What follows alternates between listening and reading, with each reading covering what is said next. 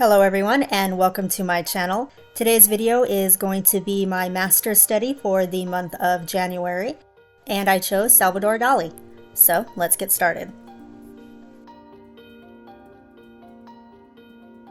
So I know I promised my master study video, I believe twice in a row, and then I was going to do it last week, but at least last week I did have a decent excuse. I got sick, and that illness just decimated my energy levels and really messed with my voice, so I wasn't able to record a voiced video. I uploaded just a speed paint time lapse instead. And now I am feeling better, but I am still having a little bit of issues with my voice, so I apologize if it's kind of all over the place today. So the master that I chose to study for January was Salvador Dali. He's been one of my favorite painters or artists for a very long time. I believe I learned about Salvador Dali in a project, like a group project that we had to do in either junior high or high school. So, and ever since then, of course, I just fell in love with him and I've always loved him. And I also feel like he's very often overlooked when people do master studies. A lot of the times master studies are of like the great Renaissance painters, some of the most famous names like Van Gogh or Da Vinci or, things like that, Degas. And while I love all of those painters, I do feel like Salvador Dali kind of gets overlooked a little bit. So let's talk a little bit about him first, and then I will talk about the master study that I did. So first, Salvador Dali was born with a name that's much longer than Salvador Dali that I have exactly 0% chance pronouncing correctly, so I'm just going to put it on the screen here. I apologize, but I don't want to butcher that name, so I'm not even going to say it. He was a surrealist artist born in Spain in 1904 and lived until 1989, so he had a good long stretch in the arts world, and I believe in that time he created over 4,000 pieces of art. Obviously not all of them are well known or even known in general, but he was, I think the word prolific is even an understatement for the type of artist that he was. And he didn't start off as a surrealist. He actually was formally trained or classically trained at an art school in Madrid, but he was expelled from that school after saying that none of the teachers were talented or skilled enough to critique him. They expelled him basically for being very full of himself, which I think is a theme that goes throughout his entire life. He seemed, at least in the outside, to have a pretty big ego, while his art showed a lot of fears and paranoias and insecurities and anxieties. But he was formally trained in classical art styles, but he then was also heavily influenced by Impressionists and Cubism, and I know that he's usually seen as like the father of surrealism, but he actually moved out of Spain or out of Madrid and became influenced by surrealist artists that already existed. So he didn't really found the movement, he's just probably the most well-known surrealist artist. And common themes within his work were things like dreams, memories, again, fears or anxieties, religion, sexuality, relationships, and mortality. He kind of explored all of that. He was really into the subconscious, the human subconscious, and also sort of, I wouldn't say idolized, but I guess highly respected Freud. So he used a lot of the Freudian ideology to influence the way he created or the themes that he used in his art. Some of his most well-known pieces are The Persistence of Memory, which everyone pretty much knows as the Melting Clocks picture, Living on the Moon, The Temptation of Saint Anthony, another religion sort of based piece, and Galatea of the Spheres, which I'm pretty positive I am mispronouncing, but it's actually one that I really like.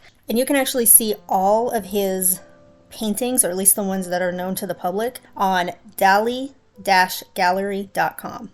But what is probably less known about him is that he was also a writer. He wrote several poems, essays, I believe short stories, and critic articles. So again, he had a lot of very strong opinions on art and society in general, so he wrote a lot of essays and critique articles on those subjects. Now, the painting that I chose to do is untitled, but is generally known as Death Outside the Head. Okay, so I had a couple of rules that I wanted to put in place for myself when I was doing the master study. So you can choose to do master studies usually like one of two ways. Either trying to recreate the style, the piece exactly in the style that the artist chose, or by recreating the piece in your own style. For this particular piece, I chose to recreate it closer to the style that Dali himself would use, and I believe that this particular painting was an oil painting, so I went ahead, even though mine is digital, I went ahead and tried to replicate the oil style painting. I believe in the future, so from here on, I'm probably going to change it up and do master studies that are recreating the picture but in my own style. And then another rule that I set for myself, because I know that when I do master studies, I can get lost in trying in the details, I guess, and in trying to make it perfect, and I can spend hours and hours and hours and hours just doing a master study, which isn't necessarily a bad thing, but it kind of is impossible when you have a busy schedule outside of doing master studies. Like if you're not a full-time student and it's not 100% just your job to do these master studies, you can't spend your entire life recreating a painting. So I gave myself a time limit of 2 hours.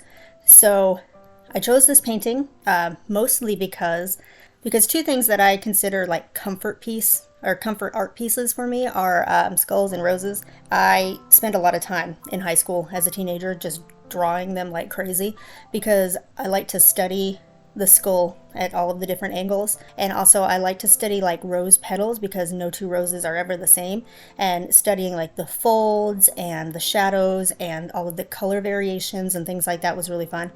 Once I learned how to draw both of those things, and I was doodling and scribbling those in like the margins of my notes and everything all of the time.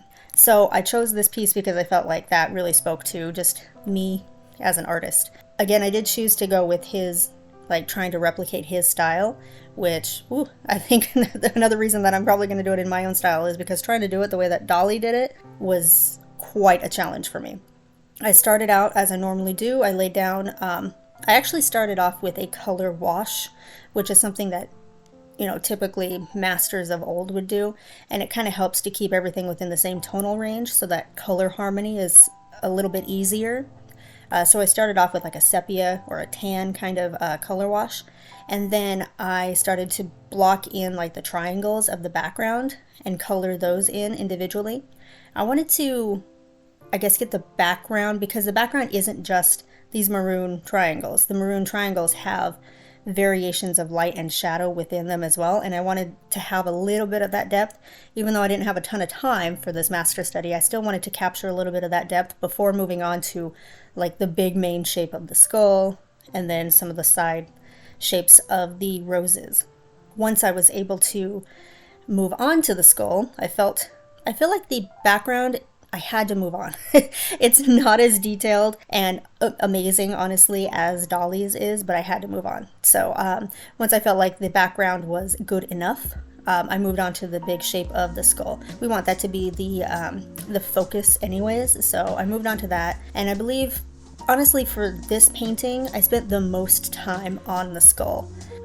So you start, for me, since I know how to draw a skull, especially just forward facing, it's easy for me to envision how the various shapes within the skull might morph and twist in the way that he has this skull, because you see it's, the skull is all warp, and with the warp of the main shape of the skull, things like the eye sockets and the teeth and like the nose holes, I'm sure there's a proper name, but they also warp and sort of twist, and that's always fun to play with, because as those things warp and twist, then the light and the shadow kind of like plays on them differently than it would when they were just in their normal shape. So that was fun to do.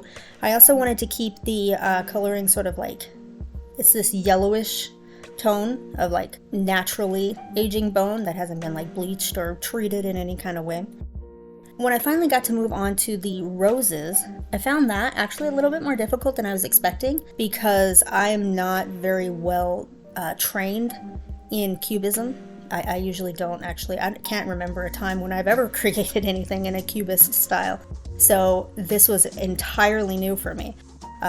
What I know for like the general outer shape of like the shape of a rose. It's like that, but not.